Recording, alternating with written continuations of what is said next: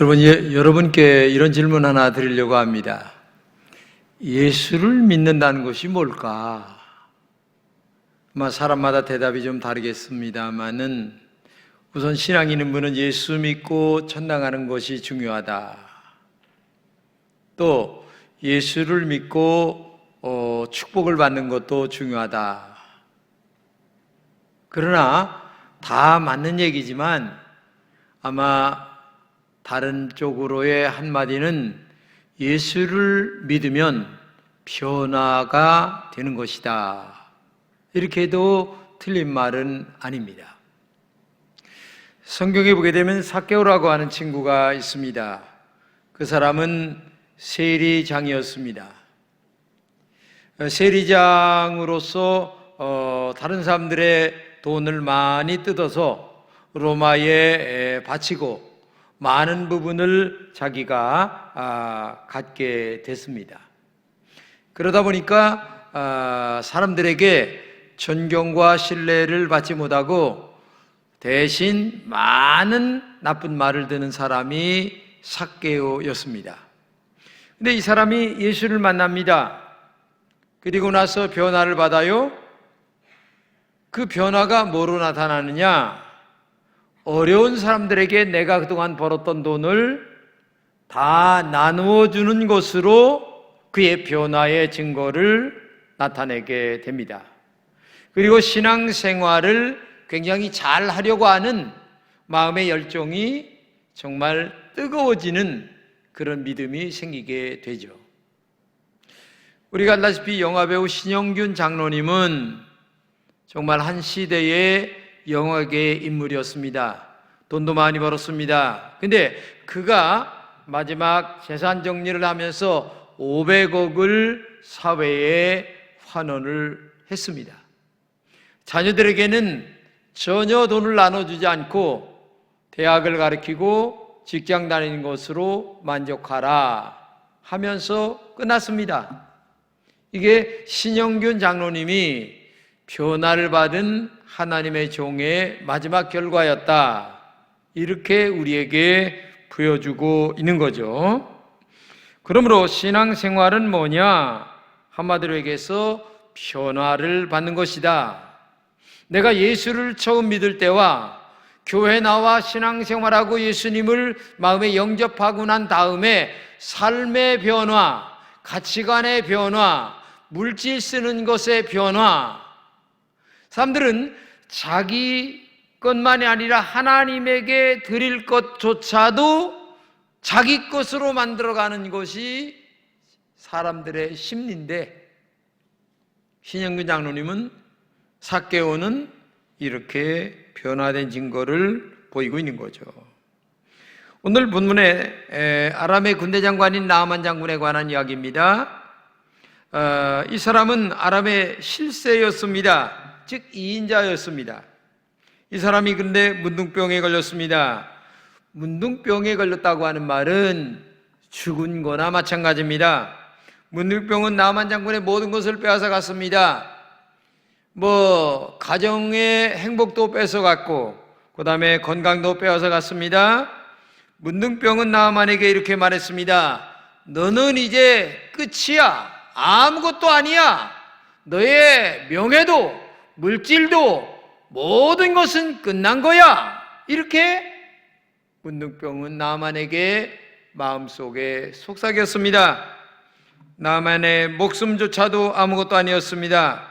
그런데 어느 날이었어요. 하루는 그 집에 이스라엘에서 포로로 잡혀온 어린 소녀가 자기 집 식당에서 일을 하는데 자기 와이프에게 이런 말을 하는 거예요. 5장 3절입니다. 그의 여주인에게 이르되 우리 주인이 사마리아에 계신 선지자 앞에 계셨으면 좋겠나이다. 그가 그 나병을 고치리이다 하는지라.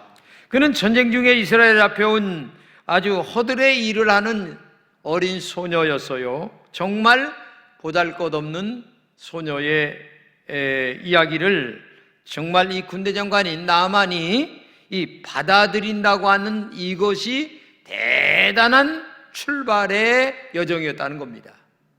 그러면 받아들였다고 하는 말은 뭐예요? 한마디로 얘기하면 겸손했기 때문에 받아들였어요. 물론 인간은 어려우면 못할 것이 없죠. 그래도 안 하는 사람이 있어요. 아무리 강단해서 믿음으로 살아라, 말씀대로 살아라 얘기해도 안 하는 사람들이 태반이에요. 이게 한국교회의 현실입니다. 여러분, 세계 최고의 투자의 귀재라고 불리는 워런 버핏이라고 하는 분이 지금도 살아계십니다. 어느 대학생 그에게 물었어요. 당신은 진정한 성공이 뭐라고 생각하느냐? 라고 얘기하니까 이 워런 버핏이 이렇게 대답했어요.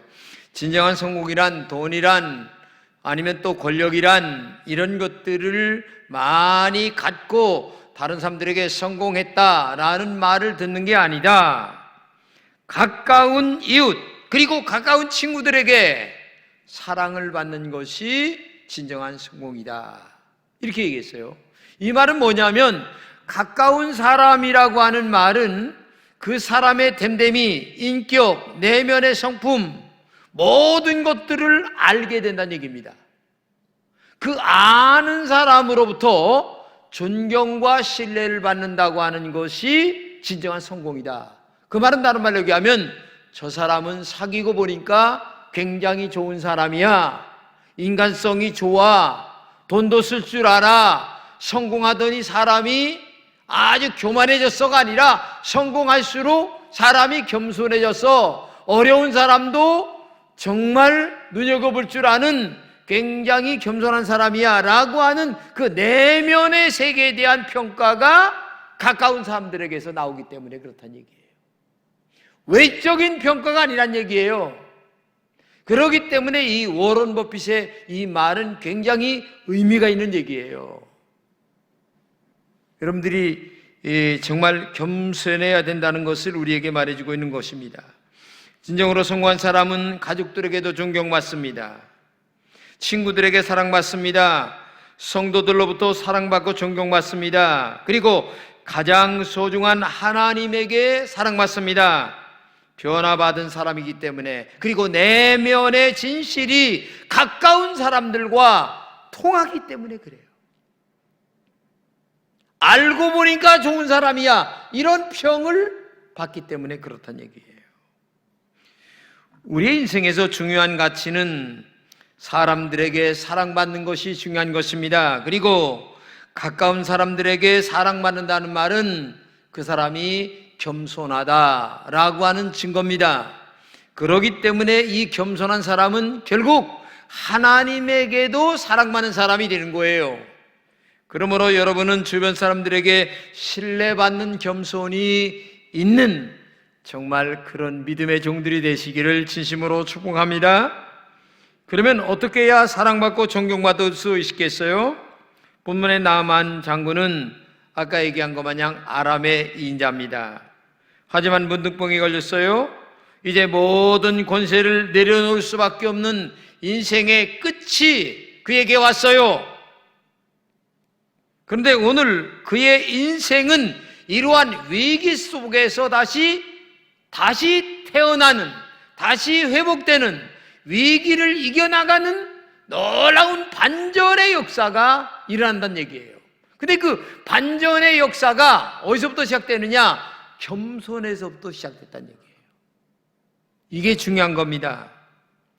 나만이 이렇게 새롭게 변화된 것은 한 가지입니다. 바로 그의 겸손입니다. 그의 겸손이 인생을 바꿔놨어요. 하나님은 그의 겸손을 보고 그에게 은혜를 베풀어 주었어요. 이게 중요한 겁니다. 그렇기 때문에 여러분과 제가 정말 하나님의 축복을 받을수록 사람에게 겸손하고 하나님에게도 겸손한 은혜가 있기를 진심으로 축복합니다. 성자 어거스틴은 대단한 탕하였습니다. 아주 탕자였어요. 그의 어머니 모니카가 이 어거스틴을 위해서 얼마나 오랫동안 기도했는지 몰라요. 그런데 묘한 계기로 말미암아 이 어거스틴이 하나님에게 돌아옵니다. 그래서 얼마나 변화가 되는지 성자라는 말까지 붙일 정도로 그렇게 사람이 변화가 됐어요. 근데 이 성자 어거스틴에게 제자가 하나가 있었는데 이 제자가 레이나라고 하는 친구입니다. 근데 분명히 옆에 있는 줄 알고 레이나 일로 와봐 라고 얘기를 하는데도 대답이 없는 거예요. 몇 번을 얘기를 해도. 그러니까 화가 은근히 났어요. 그래가지고 이놈 봐라 하고서 이제 레이나를 찾으러 갔어요. 그래서 방문을 열어보니까 이게 웬일입니까? 너무 기도에 몰두하다 보니까 스승의 얘기를 못 듣고 지금도 기도를 열심히 하고 있는 거예요. 깜짝 놀랐어요. 그래서 문을 살못이 닫고서 와서 기다리면서 정말 자기가 잘못했다는 것을 뉘우치고 있는 거예요. 기도가 끝난 후에 이 레이나가 돌아왔는데 레이나에게 이렇게 얘기합니다. 어이 레이나, 당신의 발로 내 목을 밟고 이렇게 3번 외쳐다오. 교만한 어거스티나, 이 교만한 어거스티나, 이 교만한 어거스티나, 이렇게 소리쳐다오 하면서 정식으로 자기 제자에게 정말 잘못했다고 이야기를 했다고 하는 그런 이야기입니다. 어거스틴은 정말 겸손한 사람이었습니다. 한 번은 어떤 사람이 어거스틴에게 가장 인간의 중요한 덕목이 뭐냐? 라고 질문했을 때에 그는 또 이렇게 얘기했다고 합니다. 첫째도 겸손이요, 둘째도 겸손이요, 셋째도 겸손입니다. 이렇게 얘기를 했다고 합니다. 겸손이 그를 성자로 만들어서 역사에 유명한 성자 어거스틴이 탄생이 됐다고 하는 사실을 알아야 됩니다. 그러므로 신앙생활에서 겸손이 얼마나 중요한가를 우리에게 말씀해 주는 말씀이 있어요. 누가복음 14장 11절입니다. 무릇 자기를 높이는 자는 낮아지고 자기를 낮추는 자는 높아지리라. 성공하는 인생이 되려면 진정으로 겸손한 자가 되라, 이렇게 말씀하고 있는 거죠. 이 겸손이라고 하는 것은 자신을 낮추는 마음을 얘기합니다. 상대방을 인정하고 높여주는 마음을 얘기합니다. 욕심이 없는 상태를 얘기합니다. 이걸 좀 신앙적으로 얘기하면 자신의 죄성과 한계를 인정하고 하나님을 전적으로 의지하는 영적 상태를 얘기한다, 이렇게 말할 수가 있어요. 사랑할 수 없는 사람조차도 사랑을 품어주는 것, 자기 주장도 좀 버리고 내려놓을 줄 아는 사람, 오직 모든 것을 주님의 뜻에 맡기는 것, 나보다 주님이 강하다는 것을 인정하는 마음, 이런 것들이 겸손한 마음이에요. 정말 여러분들 마음에 좀 내가 주장하고 싶은 마음도 있어도 이것을 좀 내려놓는 마음, 이게 겸손한 사람이고 겸손 후에 주의 영이 함께한다고 하는 사실을 우리가 알아야 됩니다. 교만해서 인생을 망친 사람들이 많아요. 성경의 삼손은 하나님의 경고를 몇 번이나 무시하다가 나중에 눈이 빠져 죽는 경우를 봅니다. 사울왕은 교만해서 자신의 일에 불순종했다가 망했습니다. 선지자의 말에 불순종하지 않아요? 선지자가 몇 번 경고를 해도, 사무엘이 경고를 해도 말을 듣질 않아요. 지금도 지도자들이 교만하여 자신을 망칩니다. 나라를 보세요. 겸손하지 못하여 백성들의 얘기를 안 듣는 사람들이 얼마나 많이 있습니까? 그래서 전국에 퍼지는 말이 내로남불이다 라는 말을 가장 많이 듣고 있는 얘기가 그 얘기입니다. 그러나 겸손한 지도자나 가족이 모인 곳은 평안합니다. 겸손한 사람이 모인 직장은 안전합니다. 겸손한 성도가 모인 교회는 시험거리가 생겨도 부드럽게 넘어갑니다. 당회를 내보면 겸손한 사람들은 늘 부드럽게 얘기합니다. 겸손한 성도들은 부드럽게 얘기합니다. 어제 그저께 신문을 보니까 저 광주 쪽에 있는 현대자동차의 2030 아이들이 하는 말이 이렇게 얘기를 하는 거예요. 야, 노조가 무슨 필요가 있냐? 회사가 잘 돼야 먹고 살지. 회사가 잘 안 되는데 노조가 무슨 필요가 있냐? 그러면서 자기들은 그런 거 상관 안 한다. 회사가 잘 되면 월급도 올라가고 모든 것이 다 잘 되는 거야. 2030 아이들의 생각이 지금 많이 변해가요. 지금은 투쟁의 시대보다는 관계의 시대입니다. 겸손하여 서로를 높여주고 함께 단합하여 어떻게 하면 우리의 후배들이 잘 먹고 잘 살을까, 나라와 민족을 위하여 겸손하게 염려하고 생각하는 그런 공동체들이 됐을 때에 이 나라의 미래가 아름답게 되는 것 아니겠습니까? 오늘 내가 아니면 안 돼, 이런 생각을 버려야 돼요. 예?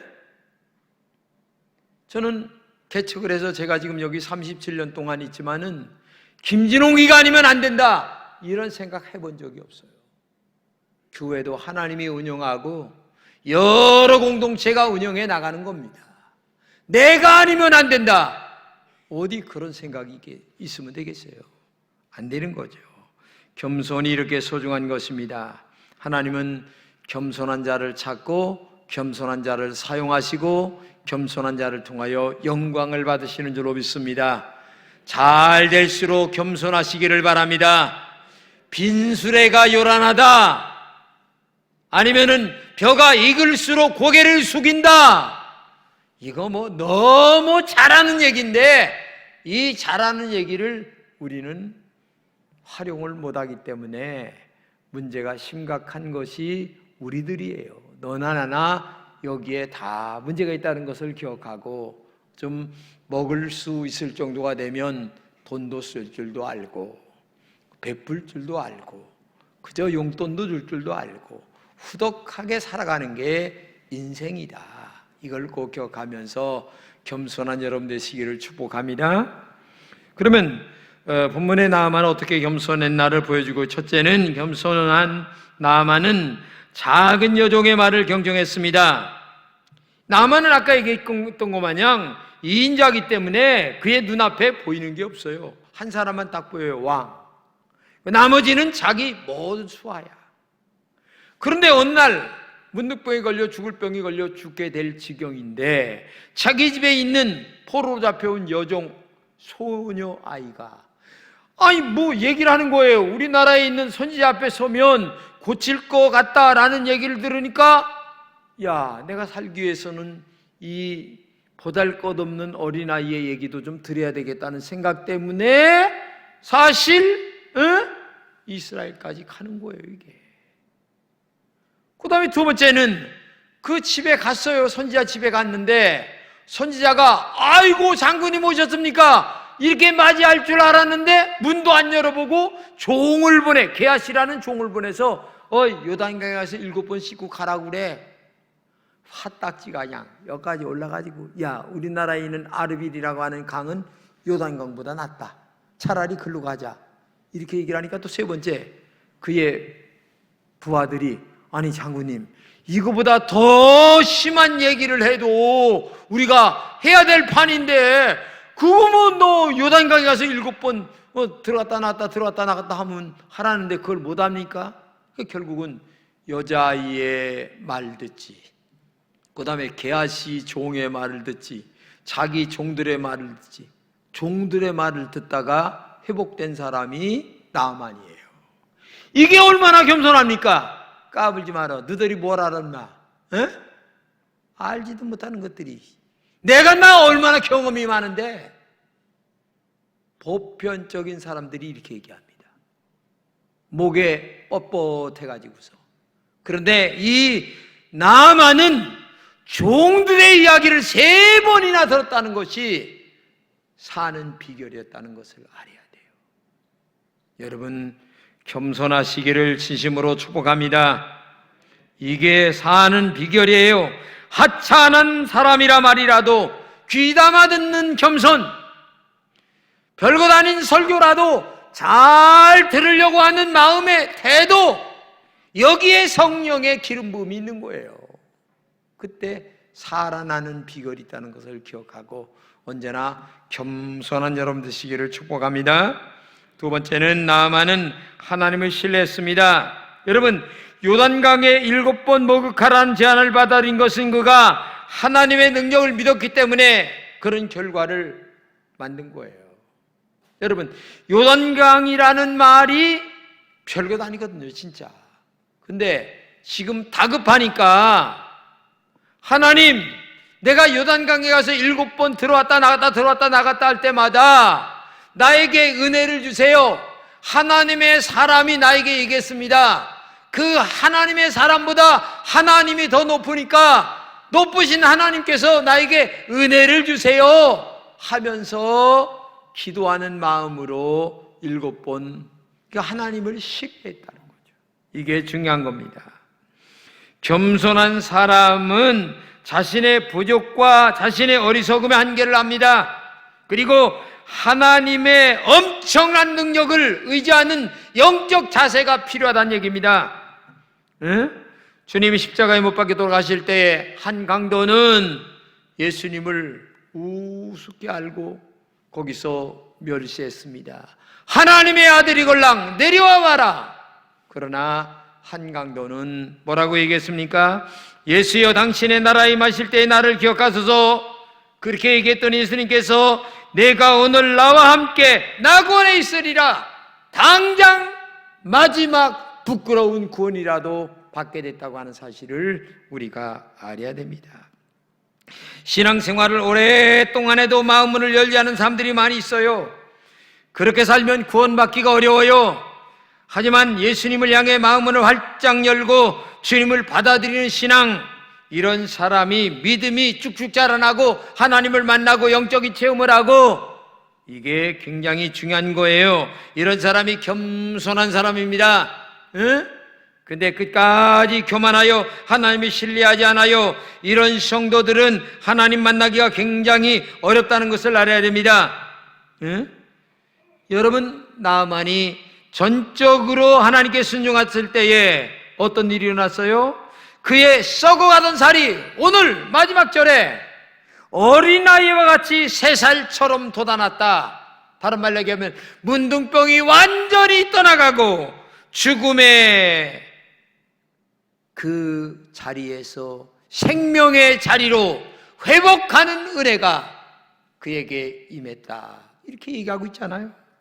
이것이 겸손에서, 저주에서 겸손 때문에 축복으로 바뀐 은혜라는 사실을 알아야 됩니다. 아니, 하나님의 능력이 겸손한 그에게 은혜를 베풀어 주셨어요. 그렇기 때문에 오늘도 하나님의 음성이나 타인의 음성을 소중하게 여기고 귀를 기울일 줄 아는 이런 자세가 필요한 거예요. 설사 마음에 안 든다 할지라도 그러세요. 네, 그럴 것 같으네요. 그리고 필요 없으면 속에서 버려야 하는데 쓸데없는 소리 하고 앉았네 하면서 사람을 무시해버리면 그 사람의 인격을 존중하지 않는 거죠. 그래요, 훌륭하네요. 속으로 그렇게 말하고서 버리면 되는 거예요. 그러면 그 사람과의 관계가 좋아지잖아요. 근데 아예 그냥 딱 거절해버려요. 그러면 인간관계가 깨지는 거예요.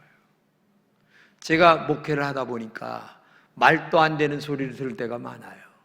그래도 그거 다 참고 그냥 그러세요,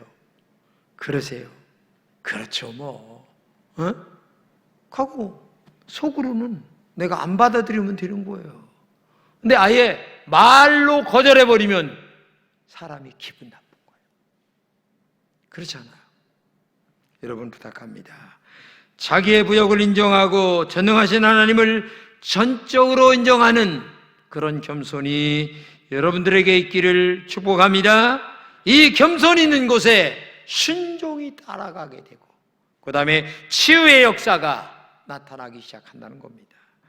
앞으로 우리는 신앙생활을 하게 될 겁니다.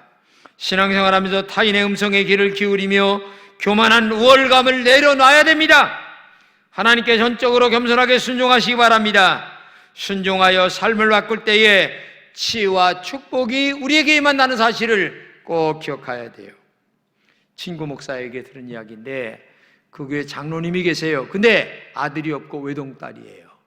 근데 나이가 들어서 결혼할 때가 됐는데 결혼을 시킬 남자가 없는 거예요. 그래서 목사님하고 하루는 차를 마시자고 얘기를 한 거예요. 차를 마시면서 목사님, 우리 딸 결혼 좀 시켜주세요. 근데 이제 사업을 하기 때문에 이 사업을 또 맡아야 된단 말이죠. 그러면서 조건을 두 가지를 내거는 거예요. 하나는 겸손한 사람, 하나는 정직한 사람. 뭐 공부 많이 안 했어도 괜찮아요. 근데 목사님이 딱 스치는 게 있는 거예요. 우리 교회 어느 청년. 근데 뭐 서울의 인류대학은 아니더라도 지방대 나오고, 정말 지방에서 올라와가지고, 열심히 살려고 하는 그런 젊은인데 싹수가 있어 보여요. 목사님 눈에. 겸손하고, 정직하고, 신앙 좋고. 그래서 알았다고 한번 기도해 보자고. 가서 몇 달이 지난 후에 얘기를 한 거예요. 그러니까 목사님이 얘기하니까 두말 없이 받아서 결혼을 딱 시켰어. 그리고 회사를 물려준 거예요. 아닌가 달라요. 정직하고 겸손하니까 회사를 얼마나 운영을 잘하는지. 여러분, 머리로 하는 것보다는 정직과 신뢰로 하는 게 진짜 사업이에요. 사람은 자꾸 머리로 하려고 그러는데 저 사람이 하는 말은 100% 믿을 수가 있어라고 하는 신뢰감이 쌓이면 다른 것은 다 잘 되게 되는 거예요. 나는 오늘 여러분들에게 부탁합니다. 정말 겸손하시기 바랍니다. 이 겸손이 여러분의 가장 큰 문제를 해결하는 지름길임을 기억하시고 오늘도 이 겸손으로 말미암아 불행을 축복으로 막 바꾸어가는 그런 하나님의 종들이 되시기를 진심으로 축복합니다. 기도하겠습니다. 하나님 감사합니다. 우리 검천의 모든 성도들에게 겸손한 종들이 되게 하여 주옵소서. 정직하고 신뢰를 쌓아가며 말이 어음이 되고 약속이 되는, 말이 계약서가 되는 그런 한마디 말에 권세가 있는 종들이 되게 하여 주옵소서. 그래서 우리 모두에게 이런 믿음으로 승리하는 하나님의 종들이 되어서 우리 검천교회 모든 성도들은 어디 가서 말 한마디가 진정한 권세가 있는, 능력 있는 하나님의 종들이 되게 하여 주옵소서. 손해가 된다 할지라도 말에 책임을 지려고 하는 하나님의 종들이 되게 하여 주옵소서. 예수님의 이름으로 기도합니다. 아멘.